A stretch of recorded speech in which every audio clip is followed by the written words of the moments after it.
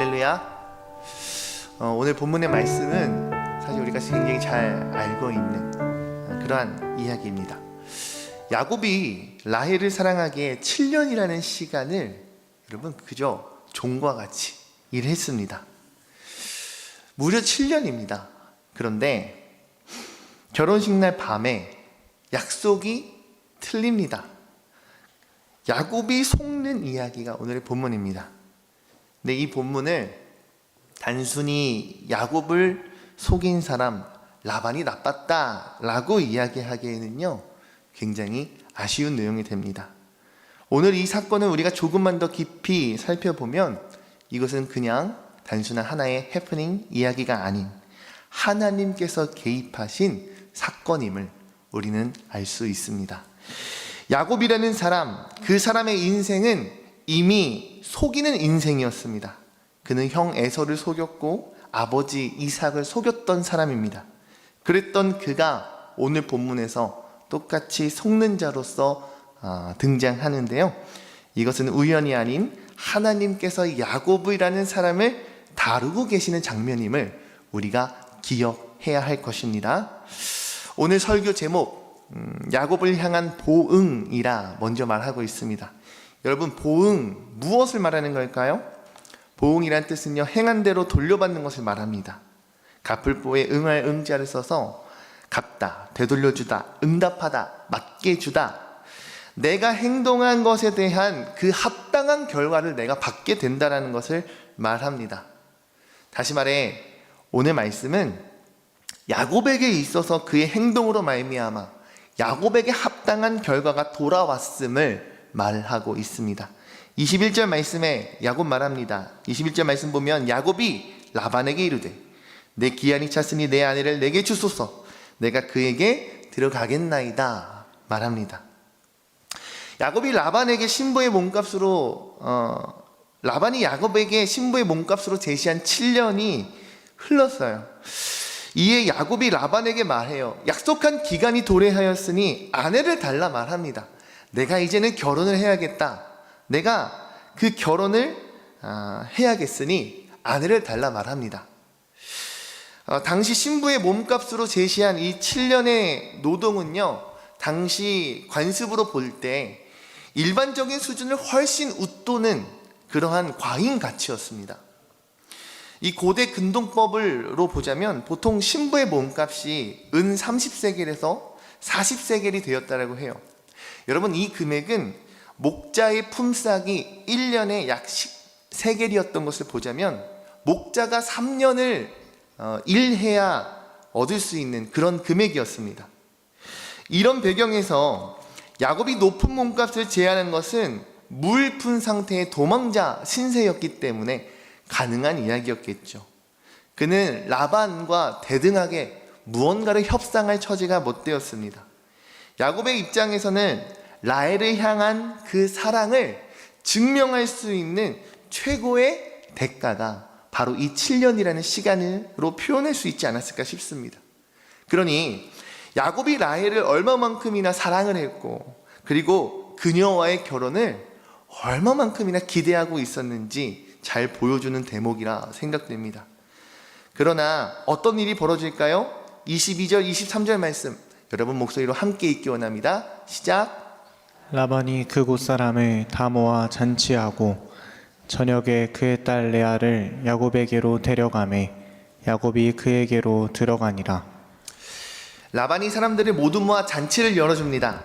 이 초청된 사람들은요, 결혼을 공식화하는 암묵적인 증인들이 됩니다. 야곱의 결혼식 무사히 잘 흘러가는 듯 했습니다. 하지만 23절 말씀에 라반은 야곱에게 딸 라헬이 아닌 언니인 레아를 그 신혼방에 데려가게 합니다. 그리고 그곳에서 동침이 이루어집니다. 야곱은 이것에 대해서 무슨 일이 벌어진지 잘 알지 못했어요. 그저 신혼방에 들어온 신부와 정말 피곤한 몸을 이끌고 동침을 했을 것입니다. 근데 여러분, 오늘 이 이야기인 야곱의 이 결혼이 놀랍게도 그가 이삭을 속여 에서의 축복을 가로챈 사건과 매우 닮아 있음을 우리는 알 수 있어요. 야곱은 아무것도 모른 채 레아와 동침합니다. 마치 야곱이 모친과 공모하여 이삭에게, 자신의 아버지에게 자신의 형이라고 속였던 것처럼 레아 또한 부친의 음모에 따라 야곱에게 동생인 척 신부가 되어 신혼방에 들어갑니다. 밤중에 마치 눈이 어두워 앞을 보지 못했던 이삭처럼 야곱 또한 어두운 밤 가운데 어두워 레아의 정체를 바로 알지 못했습니다.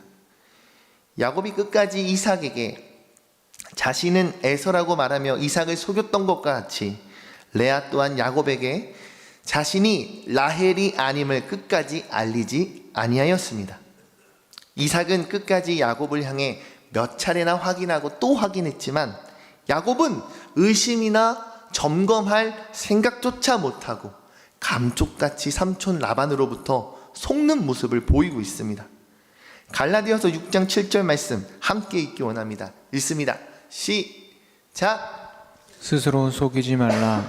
하나님은 업신여김을 받지 아니하시나니 사람이 무엇으로 심든지 그대로 거두리라. 하나님은 야곱에게 이렇게 말씀하는 듯합니다. 야곱아, 내가 했던 방식 그대로 내가 당하고 있다라고 말이죠. 여러분, 했던 방식 그대로 받는 건 뭐라 했습니까? 보응이라 했습니다. 여러분, 콩 심은 데 콩 나고 팥 심은 데 팥 나는 것 아닙니까? 어찌 보면 야곱이 뿌린 씨앗이 그대로 야곱에게 돌아오는 이 모든 것이 보응이란 이런 것이구나 라는 것을 생각하게끔 합니다. 야곱이 잘못했으니, 야곱이 이러한 잘못들이 있었으니, 잘못 살았으니, 거짓말을 했었으니 그대로 돌려받는구나 라고 생각이 듭니다. 하지만 오늘 본문 말씀에서 이야기하는 야곱을 향한 이 보응이 단순히 하나님께서 야곱을 치셨다라고만 이야기할 수 있을까요? 야곱이 잘못했기에 잘못에 그 합당한 결과를 받는다라고만 그의 이야기가 끝나냔 말입니다. 아닙니다. 오히려 그 반대입니다. 오늘 야곱에게 주어진 이 보응은 하나님께서 야곱을 포기하지 않으셨다라는 증거입니다. 왜 그렇습니까? 야곱을 그냥 그렇게 내버려 둔다면 야곱은 평생을 속이는 사람으로 살게 될 것입니다. 그렇기에 하나님은 오늘 이 일련의 사건을 통하여 야곱의 인생을 멈추게 하십니다. 여러분, 이 7년의 시간을 야곱이 어떻게 보냈는지 아세요? 몇 날 며칠로 느껴질 만큼 그 7년의 시간을 기쁨으로 감당했다라고 성경 이야기합니다. 하나님은 그러한 야곱의 인생을 멈추시고 그의 인생을 깨트리십니다. 히브리서 12장 6절에서 8절 말씀 함께 교독하여 읽어볼게요. 주께서 그 사랑하시는 자를 징계하시고 그가 받아들이시는 아들마다 채찍질 하심이라 하였으니 너희가 참음은 징계를 받기 위함이라. 하나님이 아들과 같이 너희를 대우하시나니 어찌 아버지가 징계하지 않는 아들이 있으리요. 함께 있습니다. 징계는 다 받는 것이거늘 너희에게 없으면 사생자요 친아들이 아니니라. 여러분, 주께서 사랑하는 자를 징계하신다 말씀합니다. 사랑하는 자 채찍질하고 연단하시는 이유 무엇라고 고백합니까? 그를 아들로 삼으셨기 때문이라 말씀 증거합니다. 하나님께서 다루시고 터치하시며 만지시는 것, 하나님께서 다시금 돌보시는, 하나님으로부터 버림받았기 때문이 아닌 오히려 하나님의 아들이라는 것을 증거하고 계시다는 사실을 깨닫는 우리 모두가 되길 간절히 소망합니다. 여러분, 당장의 징계에는요, 여러분, 우리가 눈물을 보일 수 있습니다. 그 채찍질이 그저 따갑고 그 손길이 그저 아플 것 같고 서러울 수 있어요. 하지만 이 모든 것은 무엇을 고백하게 할까요? 히브리서 12장 11절 말씀 함께 읽기 원합니다. 시작. 그 징계가 당시에는 즐거워 보이지 않고 슬퍼 보이나 후에 그로 말미암아 연단받은 자들은 의와 평강의 열매를 맺느니라. 아멘. 당장에는 아플지라도 그 목적에 따른 결과는 전혀 다름을 여러분들 기억하시기 바랍니다. 징계로 말미암아 무거워 보이고 징계로 말미암아 아플 것 같고 즐겁지 아니하고 슬퍼 보이지만 그로 말미암아 연단받은 자들에게 맺히는 열매가 분명히 있다라고 성경은 우리에게 기록하여 증거합니다. 그 열매가 무엇입니까? 바로 의와 평강의 열매입니다. 마치 딱 야곱을 향한 하나님의 마음이라 우리가 표현할 수 있지 않을까요? 7년의 시간을 보낸 이후 맞이하게 될 아내 라헬을 기다렸을 야곱. 그 7년이 몇 날 며칠 수일처럼 느껴질 만큼 좋아했고 자신에게 부당한 계약일지라도 기쁨으로 감내할 수 있었던 이유였던 라헬. 그런 라헬이 아닌 레아를 맞이하게 되었던 이 야곱을 향한 하나님의 보응하심은 그가 다시금 새롭게 바로 세워지기를 바라는 하나님 아버지의 마음이었음을 깨닫는 우리 모두가 되길 간절히 소망합니다. 여러분, 혹여 나의 인생 가운데, 나의 삶 가운데 이와 같은 일이 있지는 않으십니까? 왜 나에게 이런 일이 벌어졌지? 왜 내가 이런 상황을 겪어야 하지? 억울한 순간, 나의 아픔 순간, 그러한 일들 말입니다. 그냥 운이 나쁜 것이 아닐 수 있습니다. 하나님께서 나를 멈추게 하시는 하나님의 일하심을 발견하는 모두가 되길 원합니다. 시편 119편 71절 말씀은 기록하여 증거합니다. 고난당한 것이 내게 유익이라. 이로 말미암아 내가 주의 율례들을 배우게 되었나이다. 아멘. 여러분, 야곱에게 일어난 일은 고난이었지만 그 고난은 야곱에게 있어서는 참으로 유익이었습니다. 내가 무엇을 심어왔는지, 어떤 삶의 모습을 내 삶 가운데 심겨져 왔는지를 깨닫게 되었고, 그 알게 되었고 깨닫게 되었던 순간이었습니다. 여러분, 이처럼 고난이 내게 유익인 것은 하나님의 뜻을 배우고 하나님의 뜻을 알게 되는 그러한 순간임을 기억하십시오. 그리고 그 가운데 온전히 하나님의 뜻을 발견하고 붙잡고 나의 것으로 성취할 수 있는, 주의 율례를 내가 배웠다라고 고백할 수 있는 저와 여러분들이 되기를 주의 이름으로 축복합니다. 창세기 29장 26절 27절 말씀 여러분 목소리로 함께 읽기 원합니다. 시작. 라반이 이르되 언니보다 아우를 먼저 주는 것은 우리 지방에서 하지 아니하는 바이라. 이를 위하여 7일을 채우라. 우리가 그도 내게 주리니 내가 또 나를 7년 동안 섬길지니라. 여러분, 라반이 야곱에게 말합니다. 결혼식인 이 일주일에 이 식을 다 채우라고 얘기해요. 그러면서 라헬을 야곱에게 주겠다 말합니다. 그리고 라헬을 얻는 대가로 다시금 7년이라는 시간을 더 봉사하고 섬길 것을 요구해요. 이에 대해 야곱은 결혼식을 잘 마무리했고 곧바로 라헬을 두 번째 아내로 맞아들입니다. 그리고는 라헬을 위해 7년을 더 일했다라고 성경은 기록합니다. 라헬을 위해 7년을 더 일했습니다. 그러나 돌아온 것은 라헬을 위해 7년을 일했지만 돌아온 것은 레아였습니다. 동생보다 언니가 먼저 결혼을 해야 한다라면서 속임을 당했습니다. 이에 대해 결혼식 잘 마치면 라헬을 주겠다 했고 실제로 결혼식을 잘 마친 이후에 라헬을 아내로 맞이할 수 있었습니다. 하지만 라헬을 얻는 조건으로 다시금 7년을 그 라반의 집안의 식솔로 종으로서 섬겨야만 했습니다. 여러분, 야곱의 상태가 어떠했을까요? 아마 그의 속이 말이 아니었을 것 같습니다. 30절 말씀에 이렇게 기록되어 있습니다. 그가 레아보다 라헬을 더 사랑하여. 레아보다 라헬을 더 사랑했습니다. 어찌 보면 이야기의 흐름상 당연하다 말할 수 있겠습니다. 한 집안에 사랑을 받는 사람이 있습니다. 그리고 덜 사랑받는 자가 있습니다. 더 사랑받는 자가 있고 덜 사랑받는 자 혹은 사랑받지 못하는 자가 있다는 것, 그 사람이 바로 레아입니다. 31절 말씀 함께 읽기 원합니다. 읽습니다. 시작. 여호와께서 레아가 사랑받지 못함을 보시고 그의 태를 여셨으나 라헬은 자녀가 없었더라. 어찌 보면 야곱의 집안에서 사랑받지 못한 그 한 여인 레아를 하나님께서 바라보고 계셨습니다. 야곱은 레아가 아닌 라헬을 봤지만 하나님은 그곳에 있었던 한 사람 레아를 보십니다. 레아, 그녀가 어떤 상황에 있는지, 그녀가 어떤 마음을 지금 품고 있는지, 그녀에게 진정으로 필요한 것은 무엇일지 그녀에 대해 지금 하나님께서 바라보고 계십니다. 그런 그녀를 향해 하나님께서는 그의 태를 여셨다라고 말씀 기록하여 증거합니다. 여러분, 이것은 단순한 임신과 출산의 이야기가 아닙니다. 하나님께서 무너진 그 한 여인의 인생을 다시금 세우시는 이야기입니다. 이 일을 통해 레아는 어떤 고백을 하게 될까요? 32절에서 34절의 말씀 함께 교독하여 읽겠습니다. 레아가 임신하여 아들을 낳고 그 이름을 르우벤이라 하여 이르되 여호와께서 나의 괴로움을 돌보셨으니 이제는 내 남편이 나를 사랑하리로다 하였더라. 그가 다시 임신하여 아들을 낳고 이르되 여호와께서 내가 사랑받지 못함을 들으셨으므로 내게 이 아들도 주셨도다 하고 그의 이름을 시므온이라 하였으며 함께 읽습니다.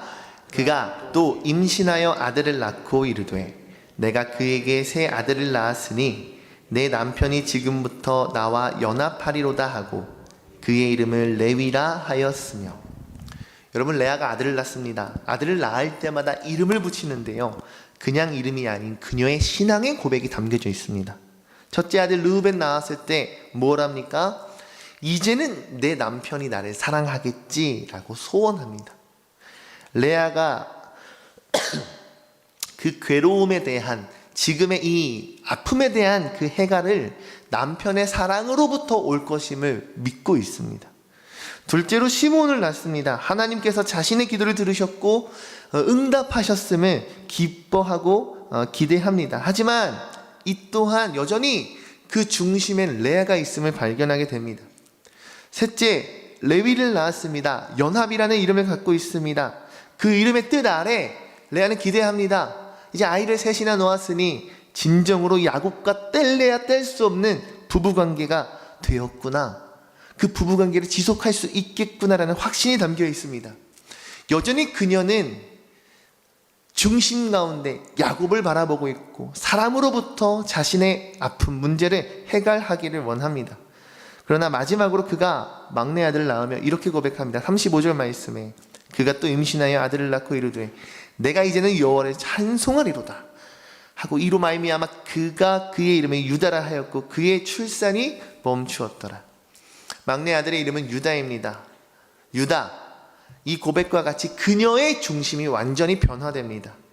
사람 중심적인 그의 고백들에서 하나님 중심으로 그녀의 고백이 변화됩니다.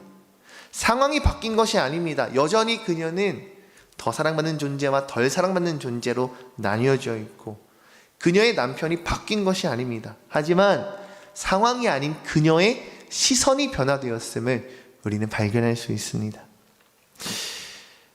레아의 네 번째 아들 유다, 그 유다의 집합 가운데 누가 등장합니까? 추후에 예수 그리스도께서 나십니다. 여러분, 굉장히 충격적인 구조이지 않습니까? 사랑받지 못했던 여인, 원하지 않았던 결혼, 깨어진 관계로부터 시작되었던 레아의 인생이었지만 그녀로부터 구원의 역사가 시작됩니다. 이것이 바로 하나님의 일하시는 방식임을 기억하는 모두가 되길 원합니다. 우리는 흔히 착각하기 쉽습니다. 온전한 것이 마치 완전한 것이라 착각하기 쉽습니다. 하지만 하나님의 역사는 완벽한 조건으로부터 시작되지 않습니다. 오히려 깨어진 자리, 실패한 자리, 눈물이 가득한 그 자리로부터 시작됨을 기억하시길 바랍니다. 여러분, 레아 또한 얼마나 그 깊은 눈물의 골짜기를 지나왔을까요? 그 가운데 라헬의 태의 문이 닫힌 상태에서 자신에게 계속해서 지속해서 부어주시는 하나님의 그 은혜를 발견하기까지 여러분, 결코 쉽지 않은 과정을 그녀 또한 분명 지나왔을 것입니다. 하지만 그 끝내 나를 조명하고 계시고 내게 역사하시며 나를 위로하시는 하나님을 발견하였을 때 이 레아의 고백은 여전히 나의 환경은 어려웠고 완벽하다 말할 수 없을 그런 삶의 환경이었지만 내가 이제는 여호와를 찬송하리로다, 내가 이제는 하나님만 사랑합니다, 내가 이제는 주로 말미암아 기뻐하겠습니다 라고 고백할 수 있었는 줄로 믿습니다. 마지막으로 우리 시편 34편 18절 말씀 함께 한 목소리로 읽기 원합니다. 읽습니다. 시작. 여호와는 마음이 상한 자를 가까이 하시고 중심으로 통회하는 자를 구원하시는도다. 아멘. 말씀 정리하고 마치고 싶습니다. 시편 기자는 우리에게 기록하여 증거합니다. 여호와 하나님, 마음이 상한 자들 곁에 계시는 분이시다 고백합니다. 그리고 충심으로 통회하는 자, 하나님 앞에 뉘우치는 마음이 있는 자들을 하나님께서 구원하신다 말씀하십니다. 야곱을 향한 그 보응의 과정을 통해서도 하나님 말씀하십니다. 이전에 나의 잘못을 깨닫게 하시고 돌이키게 하시며 회복하시길 하나님 원하십니다. 레아를 향한 위로 어떻습니까? 주님 앞에 엎드려 오는 자, 마음이 상한 자들을 지속하여 위로하시는 분이 바로 우리 하나님이십니다. 이를 통해 하나님의 은혜 깨닫는 우리 모두가 되길 원합니다. 여러분, 불완전하지만 온전하여지도록 세우시는 분이 우리 하나님이심을 기억하십시오. 하나님은 이처럼 깨트리시기도 하시고 또한 위로하시며 세우시는 분이십니다. 나는 오늘 어떤 모습으로 살아가고 있습니까? 야곱과 같이 여전히 내 방식대로 내가 원하는 씨앗을 뿌리며 살아가고 있지는 않습니까? 혹은 레아와 같이 여전히 사람들에게 인정받지 못해 힘들어하고 있지는 않습니까? 나의 만족은 사람으로부터 얻었을 때 만족할 수 있습니까? 아니면 하나님으로부터 참된 만족을 얻으실 수 있습니까? 오늘 새벽 이 말씀 붙들고 하나님 앞에 정말 진실되게 설 수 있는 저와 여러분들 되게 간절히 소망합니다. 야곱을 향한 보응, 그리고 레아를 위한 위로, 이 모든 것이 하나님의 은혜임을 믿는 모두가 되길 간절히 소망합니다. 기도하시겠습니다. 야곱은 날 외면하여도 주님은 날 보아주신다. 야곱은 날 무시하여도 주님은 날 들어주신다. 야곱은 날 떠나갔지만 주님은 나만 안으신다. 야곱은 날 인정 안 해도 주님은 나만 인정하네.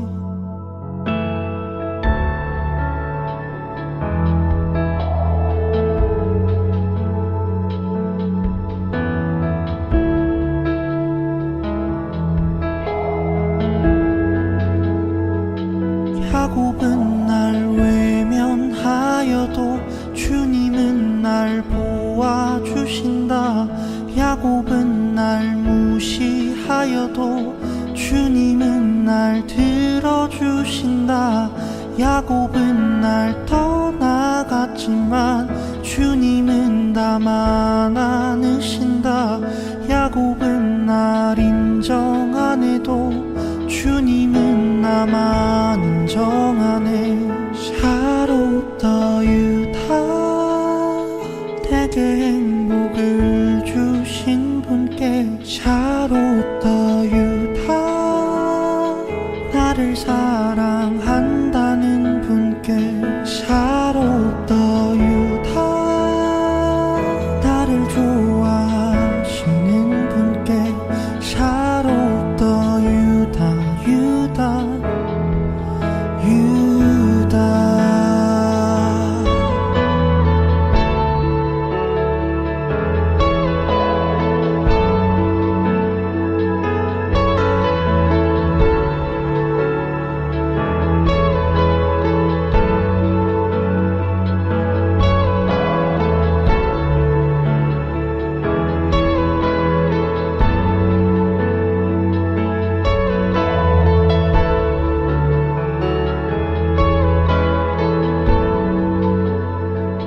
너는 아주 특별해. 아주 많이 특별해. 사람들이 뭐래도 너는 아주 내게 아주 특별해. 세상은 널 외면하여도 주님은 널 보아주신다. 세상은 널 무시하여도 주님은 널 듣고 안고 껴안아. 세상은 널